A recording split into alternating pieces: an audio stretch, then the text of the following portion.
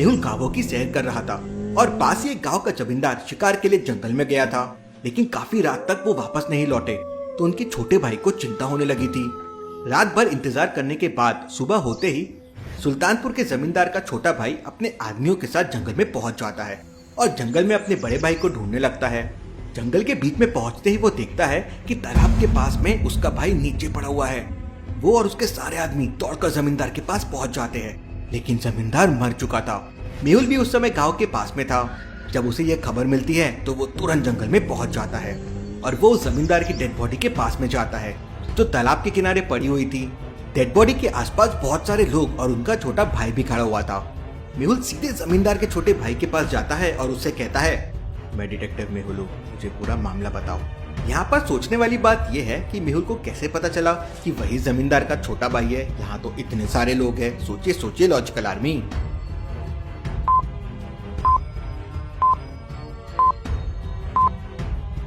आसपास खड़े सारे लोगों को ध्यान से देखिए। उन्होंने गांव वाले कपड़े पहन रखे हैं, लेकिन एक आदमी जिसने सफारी सूट पहन रखा है वही जमींदार का भाई हो सकता है।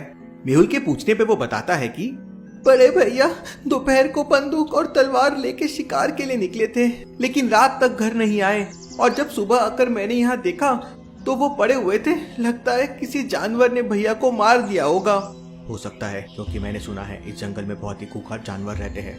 मेहुल वहाँ उपस्थित सभी लोगों से पूछताछ करता है। सभी लोग लगभग एक ही बात कह रहे थे, जमींदार को शिकार करते करते 20 साल हो गए हैं, लेकिन आज तक कोई जानवर उनका बाल भी बांका नहीं कर सका। उन्हें जानवर से निपटना अच्छे तरह से आता था, तो कोई जानवर उन्हें इतनी बुरी तरह कैसे मार सकता है। और सोचने वाली बात यह है कि जानवर उन्हें मार के पानी में क्यों फेंक देगा। Interesting, very very interesting. Mehul की नजर फिर से डेड बॉडी पे पड़ती है तो उसे वहाँ एक बहुत इंपॉर्टेंट चीज मिसिंग मिलती है। अब मुझे पक्का यकीन हो गया है कि ये एक मर्डर ही है। लॉजिकल आर्मी, क्या आप सोच के बता सकते हैं मेहुल को क्या मिसिंग लगा जिससे वो समझ गया कि एक मर्डर ही है? सोचिए सोचिए।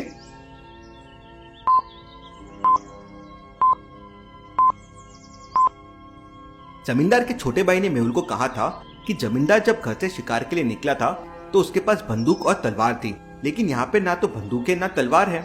अगर कोई जानवर अपने मुंह में दबाकर बंदूक या तलवार लेके भी जाता तो दोनों में से एक चीज लेके जाता। दोनों चीजें एक साथ ले जाना किसी जानवर के लिए भला कैसे संभव है? हो सकता है इस जमींदार को किसी जानवर ने नहीं बल्कि किसी और ने मारा हो।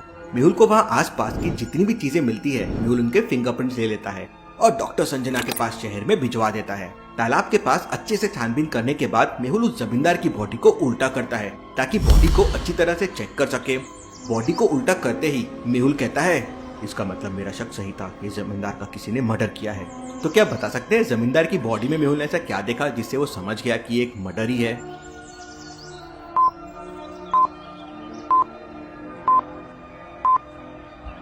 ध्यान से देखिए, जमींदार की बॉडी मतलब पीठ पर एक गोली लगी हुई है। इसका मतलब किसी ने जमींदार को गोली मार दी है और ना कि उसे किसी जानवर ने मारा है।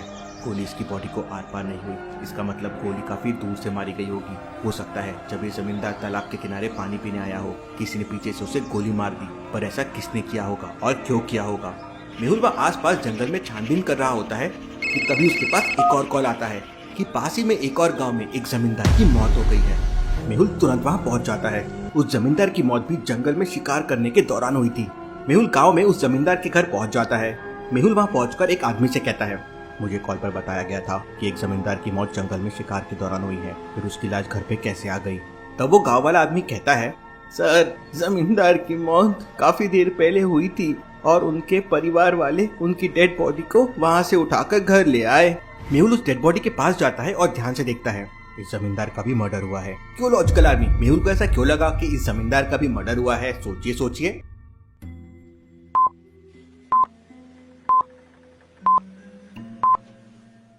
ध्यान से देखिए, इस जमींदार के पेट में बस एक बड़ा सा निशान है जहाँ से खून बह रहा है और कोई निशान नहीं है। मतलब कोई नुकीली चीज से उसे मारा गया है।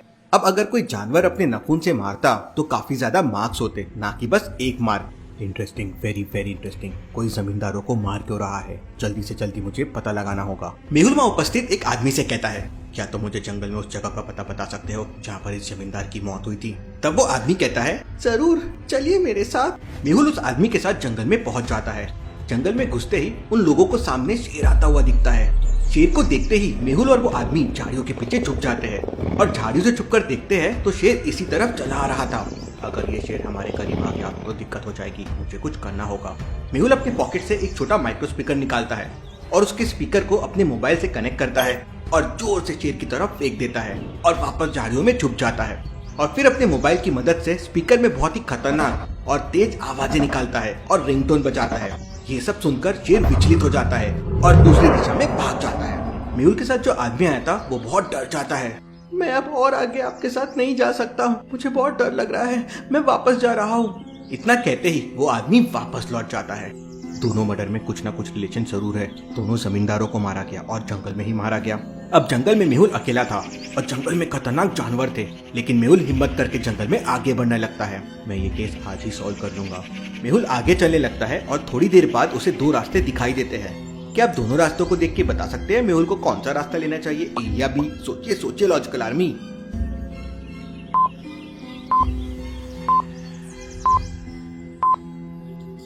मेहुल दूसरे वाले रास्ते पर जाएगा क्योंकि वह जमींदार जंगल में शिकार करने के लिए गया था।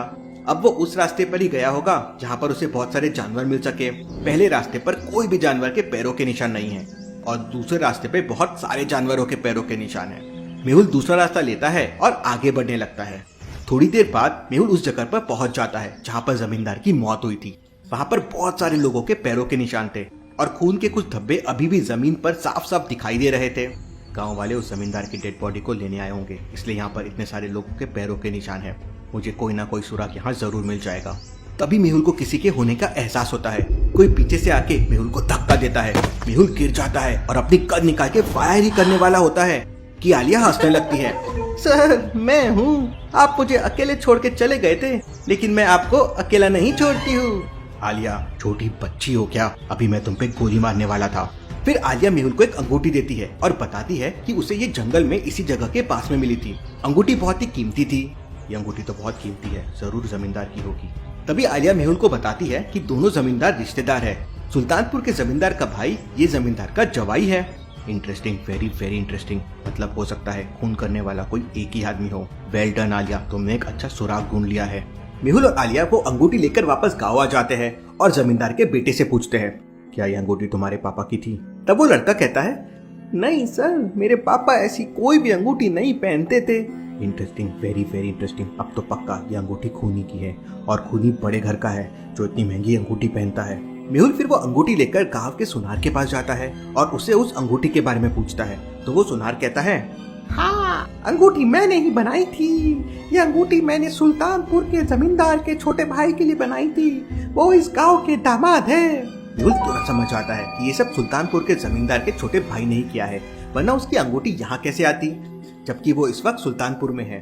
मेहुल सुल्तानपुर जाकर तुरंत उसके भाई को पकड़ लेता है और फिर वो भाई सब सच बता देता है कि उसने ये सब अपने भाई की जायदाद और अपनी पत्नी के मायके की जायदाद हड़पने के लिए किया था। इस प्रकार मेहुल ये केस सॉल्व कर लेता है और उसे पकड़ लेता है। डिटेक्टिव मेहुल और आलिया रॉक्स।